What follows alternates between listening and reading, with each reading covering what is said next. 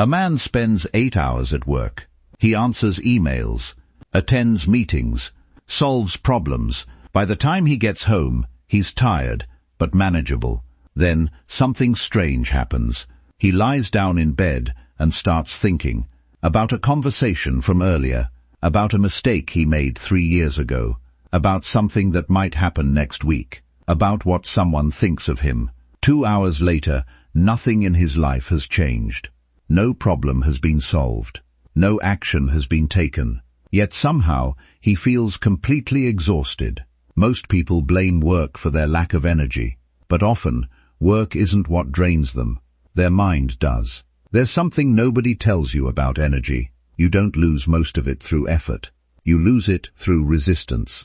Resistance to what happened. Resistance to what might happen. Resistance to things that were never yours to control in the first place. And the worst part is that this drain happens so quietly that most people never notice it.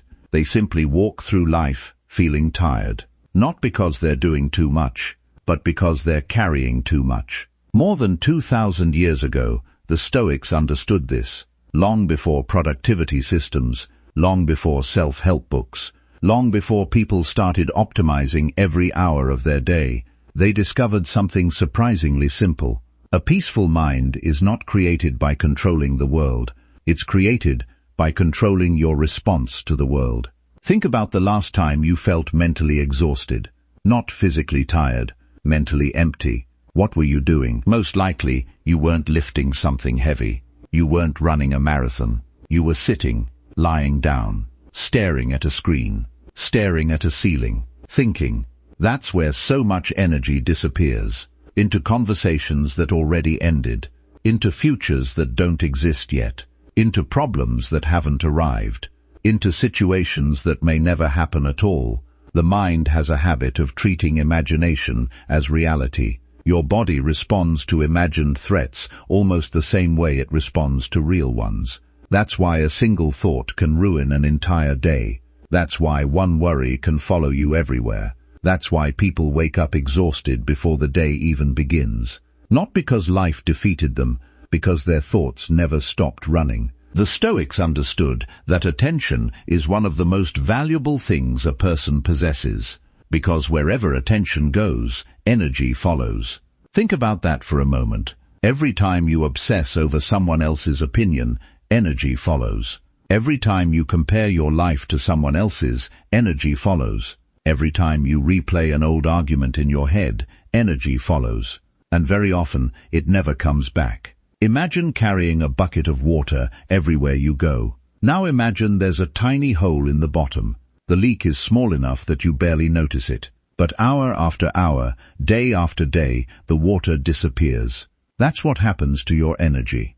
Not through one dramatic event, through hundreds of tiny leaks. Comparison, resentment, regret, overthinking, the constant need for approval. Each one takes a little more, and eventually you find yourself wondering why you feel empty. Marcus Aurelius knew this struggle well. People often imagine him as a powerful emperor, untouched by ordinary problems. The reality was very different. He lived through war, political betrayal, economic instability, disease, loss, pressure beyond what most people can imagine. Yet when he wrote to himself, he returned to the same lesson again and again.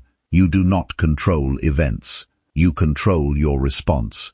Think about how different life becomes when you truly understand that. Someone criticizes you. You can spend days fighting it in your mind.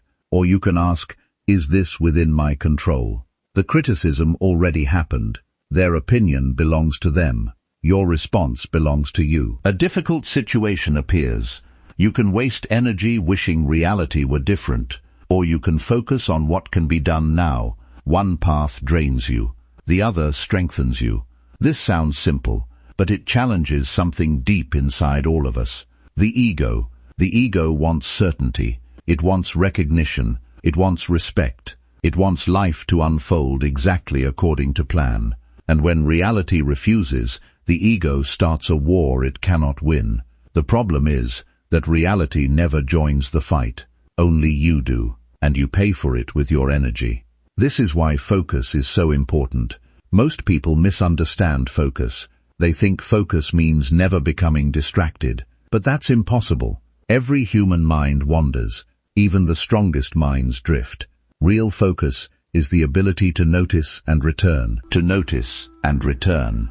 Again and again and again. Not with frustration, not with self-criticism, simply with awareness. Every return is a repetition. Every repetition strengthens the mind, just as every repetition strengthens a muscle. Over time, something begins to change. You stop needing perfect circumstances to feel at peace. You stop depending on validation to feel confident. You stop measuring your worth through outcomes you cannot control.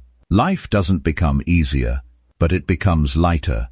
The same challenges exist. The same uncertainty exists. The same unpredictable people exist, but they no longer consume the energy they once did, because you've stopped feeding them. And that's the part most people never realize. Energy is not just something you create, it's something you protect. The most disciplined people are not always the people doing the most. Often, they're the people wasting the least. They've learned where their attention belongs. They've learned which battles deserve to be fought. And they've learned to walk away from the rest. In the end, the Stoics weren't teaching productivity.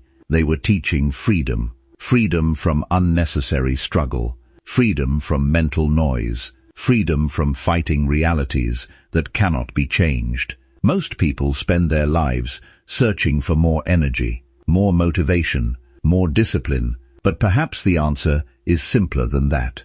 Perhaps the real solution is to stop giving your energy away to comparison, away to regret, away to imagined futures, away to things that never belonged to your control in the first place. Because energy is not a resource you find, it's a resource you stop wasting. And that quiet decision, repeated every day, has the power to change an entire life.